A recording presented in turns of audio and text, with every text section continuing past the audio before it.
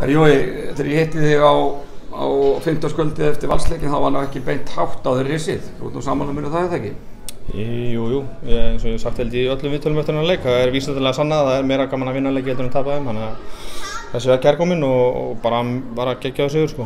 Og eins og þú sagðir í viðtali á karvan.is á föstudaginn þá vildur þið menna það að þegar gleðin komi og þú varst sannfærður um að hún myndi koma við þessa ákvörðun að segja sumum upp. Já, það skilaði sér í dag. Það var talsvert meiri gleði, eða ekki? Jú, bara kraftur og vilji og bara allir einhvern veginn að leggja í púkið og klárlega það sem skóp hennar sigur. Það er bara klárt mál.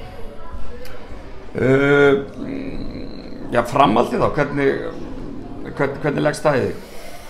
Já, ég er náttúrulega bara farin í Njarðvík á fimmtudaginn sem er bara geggjuð áskorun og verðugt verkefni og allt það og við þurfum bara að reyna að recovera sem mest á stuttum tíma og mæta klárið þangað og við bara förum með sömu hlutina á vopni bara og ætlum okkur að setja frammistöðu sem við erum sáttir við og þá erum við færir í svona allflestan sjó.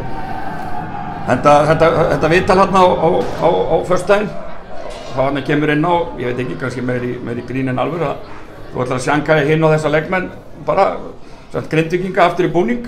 Páll Axel hafði nú samband við mig og var svekktur yfir því og skildir ekki að nefnt hann líka. Er hann ekki velkominn líka bara? Jú, ég held að ég hef nú ekki nefnt nokkurn einasta mann í þessu samhengi. Ég held að það er bara svona einhvern veginn já. En jú, ég skilur við, það er bara einhverjir blautir draumar hjá einhverjum gömlum hetjum. Lalli bróðir mætti á þessu æfingu í gær og það ráku margir upp stór augu en það var einfaldlega bara Þórkalla Sif sem að raka hann á stað, það var að hreyfa sig, hann leist ekkert á ístruna sem eru komin utan á kallinn, en það er ekkert meira það. Þannig að þú ert væntanlega bara bjartur á framhaldi, er það ekki rétt? Já, bara, ég hef nú verið gagnrýndur fyrir það að tala það að það sé bara eitt leikur einu og við teljum bara pókanum og allt það, en það er bara þannig og við erum bara að fara, eins og sagði á hann, bara í hörkuleikin í Njarðvík á fimmtudaginn, spila við bara mjög gott í Njarðvík, þannig að við þurfum að vera klárir í það. Flott, takk.